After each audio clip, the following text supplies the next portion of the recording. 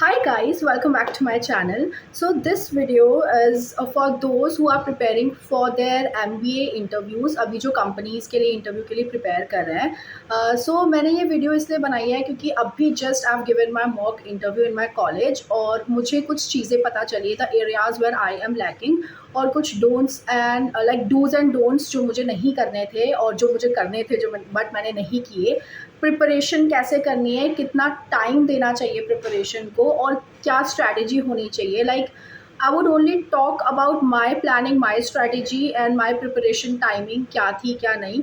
सो मतलब in short मैं इसमें पूरा बताऊंगी कि मैंने किस तरीके से तैयारी करी थी और जो मैं मॉक से पहले करके गई थी और जब मैंने मॉक में बैठ के जो मेरा एक्सपीरियंस रहा वो सब कुछ. Okay, so first things first जो मैंने लिटरली बहुत ज़्यादा नोटिस करी है, डू नॉट गेट पैनिक यार. पता है ये चीज़ मेरे साथ एक बार नहीं, मेरे साथ 3 बार हुआ है. जब मैं पैनिक करती हूँ ना तो मैं बहुत फंबल करती हूँ, ये मेरी प्रॉब्लम है. अगर मेरे को बहुत फ्लुएंट इंग्लिश भी आती है ना, अगर मैं पैनिक करूँगी मैं बहुत ज़्यादा ग्रामेटिकल एरर्स करती हूँ, मिस्टेक्स करती हूँ और मुझे मेरे अंदर बहुत चीज़ें होती है बोलने की और मैं उसको आर्टिकुलेट नहीं कर पाती.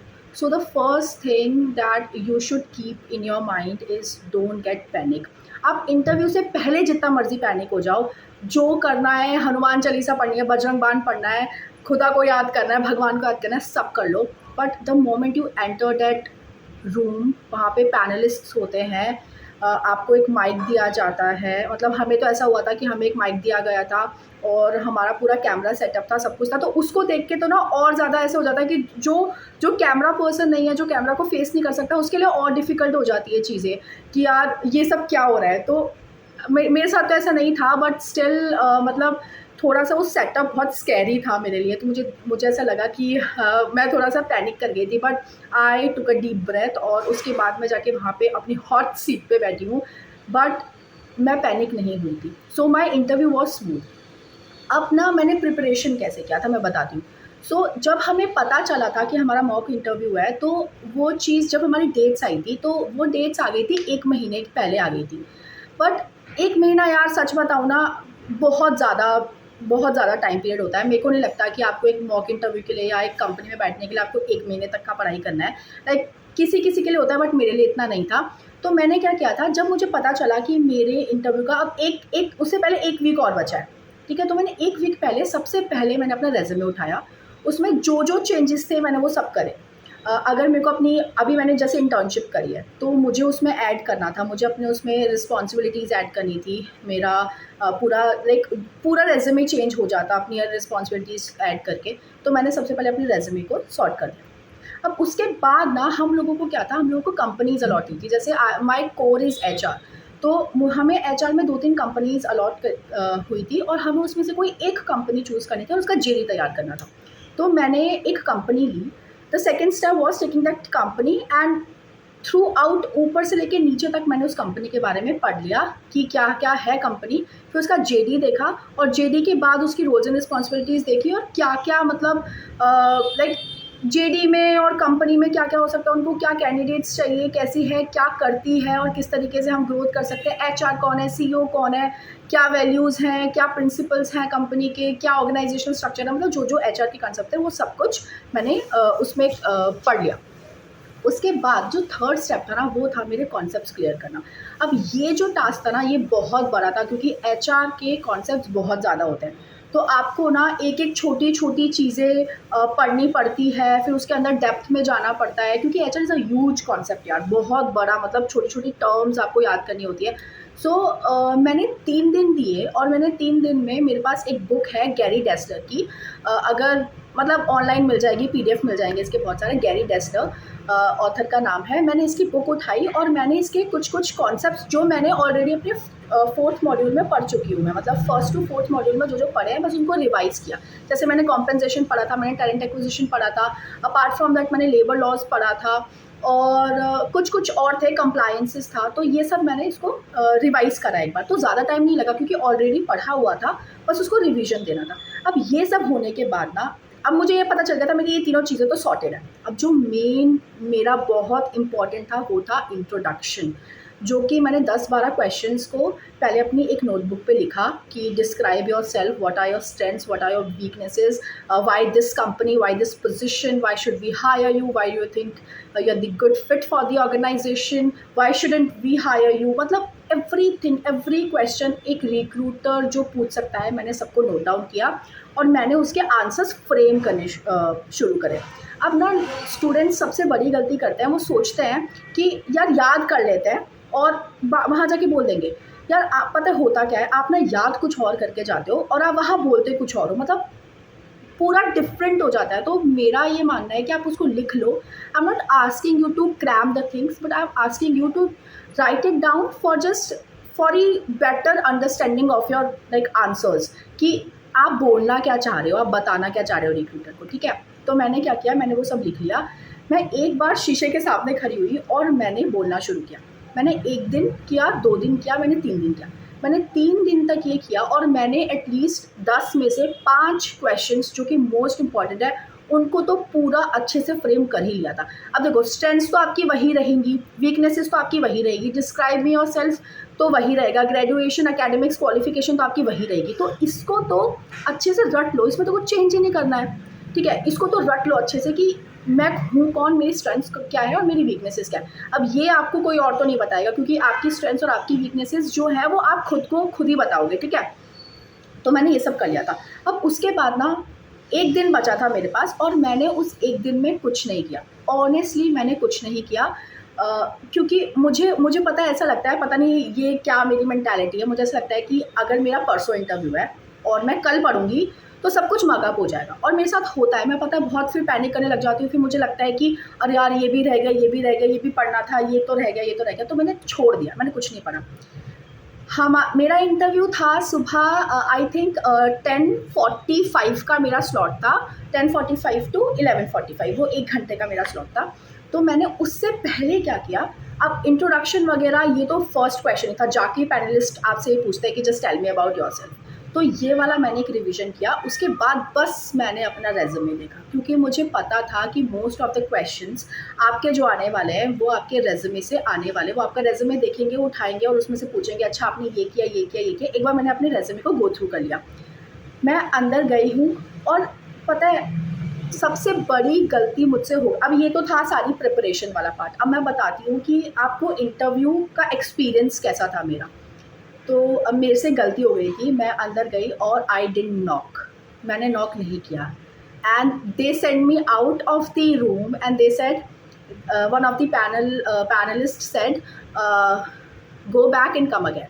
And I was like shivering that time. मैंने बोला what did I do wrong, I have checked myself from top to bottom कि क्या रह गया है, क्या छूट गया है मुझसे। I have my folder, I am in full formals, what else, I'm like क्या हुआ है ऐसा।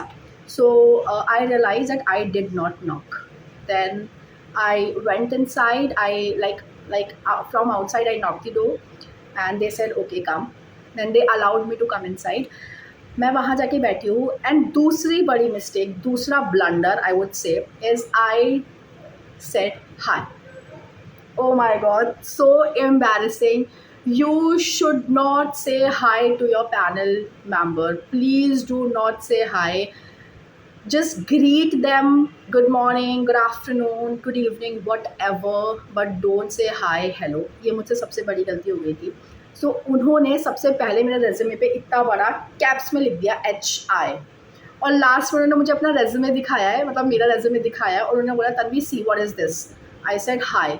So this is how you greet your panel members, and that feeling was so embarrassing. You know, मतलब God said ये तो सिर्फ mock interview था, तो मतलब मुझे रियलाइज़ हुआ मैं इतनी बड़ी गलती कैसे कर सकती हूँ। बट चलो ठीक है, गलतियों से ही सीखता है इंसान। उसके बाद ना आपको आपका इंटरव्यू होता है। तो मेरा इंटरव्यू चला था अराउंड 1 घंटा। उसमें क्या-क्या था मैं बताती हूँ। जो जो क्वेश्चंस थे जो मैं पढ़ के गई थी, उसमें से 10 में से कम 3 क्वेश्चन तो उन्होंने मुझसे पूछे थे। तो ये सब कुछ अच्छा था। उसके बाद मेरी कॉन्सेप्ट नॉलेज वो सब कुछ अच्छी थी। उन्होंने मुझसे मेरे रिज़्यूमे के बारे में पूछा और जहाँ पे मैं इंटर्नशिप करके आई थी, मुझसे उसके बारे में पूछा। तो इंटर्नशिप वाला क्योंकि 3 महीने कंपनी में था, वो सब कुछ सही था। एवरीथिंग जो उन्होंने मुझसे पूछा, specifications of the product, establishment of the company in which your company has been established, कौन एमडी है, क्या प्रोडक्ट्स है, क्या आपकी ऑडियंस है, टारगेट ऑडियंस, वेबसाइट का यूआरएल क्या है, इतने छोटे-छोटे क्वेश्चन्स उन्होंने मुझसे पूछे थे। सो ये सब तो मैंने बता दिया था। उसके बाद ना जहाँ पे मैंने लैग किया ना, वो था मेरा कैसे बोलूँ, कुछ टेक्निकैलिटीज़, कुछ उन्होंने ना मुझसे एचआर में टेक्निकैलिटीज़ पूछी थी जो बहुत डीप था, जो I would have never thought कि ऐसे क्वेश्चंस आ सकते हैं एक इंटरव्यू में, बट वो बहुत डीप में थे। जैसे उन्होंने मुझसे एक क्वेश्चन पूछा था कि आप जब एक एम्प्लॉई को लाइक मतलब आप एक एम्प्लॉय को कंपनी से निकालते हैं तो 16 डॉक्यूमेंट्स लगते हैं, मतलब 16 डॉक्यूमेंट्स उनको देने पड़ते हैं एम्प्लॉय को। तो वो क्या-क्या डॉक्यूमेंट्स होते हैं? Like this question, they have literally asked me this question. तो मैंने 3 डॉक्यूमेंट्स तो बताए थे, बट उसके बाद मुझे नहीं आया। तो काफ़ी चीज़ें ऐसी थी जो कि मुझे लगा कि मैं लैग कर रही हूँ, मुझे बहुत डीप में जाके ना स्टडी करना था उस चीज़ को, जो मैंने नहीं किया। तो ये चीज़ मेरे को थोड़ा बहुत मुझे लगा कि जो टेक्निकल चीज़ें थी, यहाँ पे मैंने लैग करा। दूसरा आई वुड से कि जब ना आपको आपको वो लोग ना मॉक का मतलब है आपको बहुत ज़्यादा तैयार कर रहे हैं वो उस चीज़ के लिए कि आप इंटरव्यू के लिए पूरे तैयार हो जाओ। तो वो आपको इतना ज़्यादा डीमोरलाइज़ कर देते हैं, बहुत गंदा डीमोरलाइज़ कर देते हैं कि या तो आप रो के बाहर निकलते हो, या तो आपको समझ नहीं आता है कि मेरे साथ हो क्या रहा है। So at that moment of time when they started saying things about HR कि एचआर ऐसा होता है, एचआर वैसा होता है। सो आई फर्स्ट थॉट कि यार ये क्या हो रहा है मेरे साथ, मतलब आई वॉज टोटली ब्लैंक। और मेरे को बस ये लग रहा था कि मैं इसको रिस्पॉन्ड कैसे करूँ, मैं इसको कैसे टैकल करूँ इस सिचुएशन को। देन आई रियलाइज्ड कि नहीं, ये सब ना मेरा मोरल डाउन करने के लिए हो रहा है। So I did not get panic in that situation too, and I handle the situation very calmly and patiently and very maturely. उसके बाद मतलब मुझे ये पता था कि मेरे को जो है डिसरिस्पेक्ट नहीं करनी है सामने वाले की, मुझे अपना पिच ऊपर नहीं करना है, मेरे को आंसर बहुत पोलाइटली देना है। एंड आई डू नॉट, ऐसा लगना नहीं चाहिए, I should not feel like कि मेरे साथ गलत हो रहा है, क्योंकि वो तो इंटेंशनली कर रहे थे, देखो उनको तो ये चीज़ करना था, बट मुझे अपने इमोशंस पे कंट्रोल करना बहुत ज़रूरी था मेरा उस टाइम। तो आई डिड दैट। उसके बाद जब मेरा इंटरव्यू हो गया, आपको ना लास्ट में वो लोग फीडबैक के लिए बोलते हैं कि आपको फीडबैक देते हैं। अब ना देखो, मुझे लगता है 100 में से कोई 2 ही बंदे होते होंगे जिसको पॉजिटिव फीडबैक मिलता है, ठीक है? जो बहुत अच्छे होते हैं, ठीक है? और मैं उनमें से नहीं थी, क्योंकि मुझे बहुत कंस्ट्रक्टिव फीडबैक मिला था। मुझे पॉजिटिव भी नहीं मिला था, मुझे नेगेटिव भी नहीं मिला था, बट उन्होंने मुझे कुछ बोला था कि Tanvi, we have seen you like college में, कैंपस में, और now you are like sitting here in front of us, तुम ऐसा तो परफॉर्म नहीं कर सकती हो। And that moment I realize, yes, मुझे लगता है कि ये मेरे लिए एक बहुत कंस्ट्रक्टिव फीडबैक है, आई शुड टेक इट, और I literally have to work on the areas where I am lacking. So ये जो पूरा एक्सपीरियंस था ना, जो मैं अभी आपको बता रही हूँ, this is not all about कि मैं बोल रही हूँ कि हाँ मेरा इंटरव्यू बहुत अच्छा हुआ, oh my god I excel in all the things that I did in my interview. No, it is not like that. The thing is that कि मेरे साथ जो चीज़ें हुई, हो सकता है कि वो मेरे फाइनल प्लेसमेंट में भी हो। तो जो चीज़ें मैंने करी है वो आप मत करना। नॉक करके जाना, फर्स्ट थिंग्स फर्स्ट, उनको अच्छे से ग्रीट करना, डोंट से हाय हेलो, और उसके बाद आप अपने ना 2-3 क्वेश्चंस को तैयार रखना उनसे पूछने के लिए। आप कुछ भी क्वेश्चंस पूछ सकते हो regarding your feedback, regarding the company that like you are giving interview for. उसके अलावा भी आप मतलब बहुत ही प्रोफेशनल क्वेश्चंस को तैयार करके, 2 या 3 क्वेश्चन तो आपको तैयार करके जाने ही हैं, जो आप अपने पैनल मेंबर से पूछोगे, रिक्रूटर से पूछोगे। उसके बाद ना लास्ट में क्या होता है कि जब आप वहाँ से जाते हो ना, वेरी वेरी इंपॉर्टेंटली आपको वहाँ से सिंपल उठ के नहीं आना है, आपको उनको वापस ग्रीट करना है, थैंक यू करना है, और उसके बाद आपको बहुत ही प्रोफेशनलिज्म के साथ वहाँ से आना है। ऐसा नहीं है आपने अपना फ़ोल्डर उठाया, अपना एनवेलप उठाया और आप वहाँ से चले गए। यू हैव टू से thank you for your time and thank you so much. उसके बाद अगर हाथ हैंडशेक होता है तो हैंडशेक कीजिए, क्योंकि मेरे साथ हैंडशेक हुआ था, तो मैंने हैंडशेक किया, then I said thank you and then उसके बाद I just came out of my interview room. So this is all about my experience. मैं आई वुड नॉट से कि मैं पैनिक नहीं थी, बट मैं पैनिक थी, बट मुझे मेरा माइंड ये क्लियर था कि मुझे दिखाना नहीं है कि मैं पैनिक हूँ, क्योंकि सामने वालों को पता, आपका पेन पॉइंट पता चल जाता है और फिर वो आपसे ना और ज़्यादा डीप क्वेश्चंस पूछने लग जाता है जहाँ पे आप फंस जाते हो। तो we should not let this happen with ourselves. Okay, तो this is all about it. Dos and don'ts मैंने बता दिए। और यार एक एक मिसकंसेप्शन मुझे क्लियर करना है कि whether you are a topper, whether you are a bencher, whether you are an average student, it does not mean कि अगर आपके पास एक महीना है तो आप पूरा एक महीना पूरे दिन सुबह से शाम तक 12-12 घंटे इंटरव्यू की तैयारी कर रहे हो। ऐसा कुछ नहीं होता है। एक हफ्ता, मुझे लगता है 5 से 7 दिन, 5 to 7 days are enough to prepare for your interview, whether it is a mock interview, whether it is a final placement interview। बहुत सही है।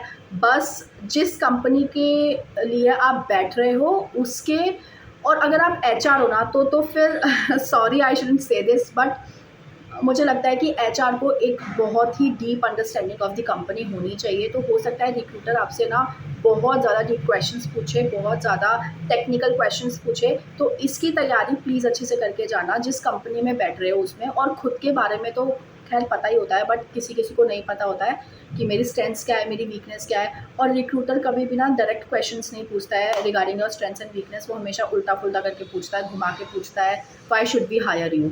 अब जैसे ये क्वेश्चन है तो बहुत सिंपल है यार, पर बताना तो आपको अपनी स्ट्रेंथ ही है यहाँ पे, why shouldn't we hire you. अब यहाँ पे आपको कैसे उसको मैनिपुलेट करना है, क्योंकि मुझसे क्वेश्चन पूछा था why shouldn't we hire you Tanvi, ठीक है। तो आपको इन सब के आंसर्स ना पहले से फ्रेम करके जाना, वर्स्ट केस सिनेरियो अज्यूम करके जाना कि क्या गलत गलत या क्या बुरा बुरा हो सकता है मेरे साथ, वो सब प्रिपेयर करके जाना बस, ठीक है।